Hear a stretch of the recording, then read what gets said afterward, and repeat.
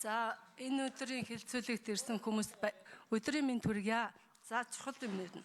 За хүний эрхийн тунхаглалын иргэний болон улс төрийн эрхийн пакт, эдийн засаг нийгэм соёлын арга хэмжээний пактанд бол юуг заасан бэ гэвэл оролцогч улс болгон энэ байгалийн баялагтаа чөлөөтэй зарцуулна, эзэмшин гагцгүй одоо энэ чөлөөтэй зарцуулах эрхийг нь бол хасааж үл болно, салгаж үл болно гэж энэ хоёр пактын нэгэн хоёрт байдаг юм а. За тэгээд энэ Монгол улс бол байгалийн баялагтай эзэн болж чадахгүй өнөөдөр тийм ээ. Ингээд үндэстэн дамнасан корпорациудын захиалгаар хуулиа засдаг. Энэ татварын хууль, энэ эдийн засгийн улсууд бол тэдний гарт үйлчилж одоо ийм хийж байгаа. За хамгийн чухал юм бол одоо хариуцлагатай уул уурхайн одоо их удирдах зөвлөлд байдаг MCS гэдэг компани байна тийм ээ. MCS компани бол өнөөдөр штэ юу хийж байгаа вэ штэ хандив буцалтгүй тусламжийг улсын их хурлын гишүүдэд бүгдэнд нь өгөөд ихэнх одоо энэ юу орсон жагсаалтаар орсон гишүүд бол төрийг одоо самраад огцрох амархан гэдэг жагсаалтыг хүрт хийж байгаа. Энэ бол одоо бас л улс төрийн хэлмэгдүү штэ. Ингээл засаг нь 3 сар болол ингээл унжаах ийм жишээтэй. За тэгэхээр хамгийн гол юм бол өнөөдөр байгалийн баялагтай бид нар эзэн болж чадахгүй, газрын дорох, хөрсөнд орох одоо баялгаа үнэлж чадахгүй байгаа. Тэгчээ талзан бүрэгдэн сонсгол дээр төрөний тэр босон юм дээр бол тэр шинжээчд, тэзүүчд, тэр уул уурхайн компанид ажилдаг. Одоо энэ төрийн албанд ч ялгаагүй шүү дээ. Дунд чатны ажилтан хүмүүс бол та нар дотор ч байгаа. За одоо энэ гишүүд дотор байгаа энэ улсын их хурлын гишүүд. Төрийн одоо мэрэгсэн зэрэг тип байна уу гэхэд л унаа штэ. Тэгээ хаа хамаагүй юм хадурж яар сөрөг хүчнийхээ үүргийг олигтойч биелүүлэхгүй энд ингээд попрол нэг намын нэг компани эрх ашигыг хамгаалах юм бол угаасаа явахгүй штэ. Тийм биз? Тэгэхээр байна штэ одоо энэ мэрэгсэн зэрэг твээр нь энэ ажлыг хийхгүй бол энэ уул уурхай гэдэг чинь үнэхээр байна штэ хүндрэлтэй болж байна. Тэгээ одоо энэ уул уурхай дээр одоо энэ нэг уул уурхайн ассоциац гэдэг газар байгаа. Төрийн бус байгууллага.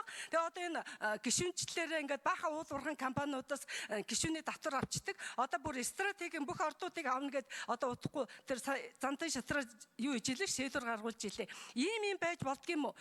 Тэгээд одоо тэр баахан хандиваа тусламжаараа энэ олборлох үйлдвэрлэлийн эд тод байдгийг санаачлахын стандартад байдаггүй хандив тусламж өгдөг. Одоо юм чинь засгийн газрын 9-р тогтоолоор Манангийн 1-р одоо юу чинь тэр Сүү Батболд Хүрлаатар нар гаргаж ирсэн засгийн газрын тогтоол авахгүй. Одоо эн чинь хүчинтэй байгаа шүү дээ. Цагаан сар болъё, наадам болъё, эрэж тонтогийн захиалгаар, оюутлагын захиалгаар гэдэг ингээ одоо бах үндэстэн дамсан корпорациуд энэ наадам баярын тэмдэглэлийг хандивын өгдөг юм байлээ. Эргээд одоо энийг чи яасан гэвэл улсын их хурлын 24 оны 1 сарын 17 тэр хар өдөр юу гаргасан гэж Эрдэнэс 5 толгой хувьцат компани талаар авах зарим арга хэмжээний тухай гэдэг. Одоо тэрний 3 дугаар заалт нь яадаг вэ? Одоо нүүрсний хулгайчдын энэ бүх энэ 3.8 их 80-ыг тэгэлжиж байгаа шүү дээ. Бид одоо татвар төлөгчийн мөнгөөр эднэрийг тэглүүлэх явчихргүй шүү дээ. Ярих юм бол одоо энэ их хурлын гишүүд дотор үнэхээр бас их мэдлэг чадвар их дорой, мэдсэн ч одоо санаачлахтай ажилдггүй их дулхан уусууд их байдаг. Тэгээ ерөөсөө улс төр ингээд хийж байгаа л энэ дундаас нэг гараа өргөж байгаа канапаар ерөөсөө нэг хэд 3 цаас авдаг ч юм уу ийм байдалд орсон байна гэж бид эргэн хүний хувьд хардах тийм сэтгэл бид нар байгаа штэ. Тэгэхээр зэрэг энэ байна штэ авсан энэ хандив тусламжийн мөнгөөр бол одоо тэр 3.8 их 80 гэдэг чинь нүүрсний хулгайчдын мөнгөд тэгэлсэн штэ. Энд чинь төсвийнхаа 10% бицтэй өнөөдрийн. Тэгээ ингэж үстэй тэгэлжээд хахад ингээл хийсүр юм яриад л байдаг. Тэгвэл бид нар штэ өнөөдөр ногдлаш гэ төв авах хэрэгтэй штэ. Хажидмаа ингээ явахта тэрний уг суураар нь ярих хэрэгтэй байхгүй юу? Тэгэхэд ерөөс энэ юмыг ярихгүй. За одоо намайг ярих бол одоо ингээ минут боллоо гэдэг. Зарим 3 хүний минут ийм илт давуу байдал олгоод л ийм байх нь айгүй учир дутагдaltaй байна гэдэг имийг л хэлэх гэж ирсэн юм да өнөөдөр.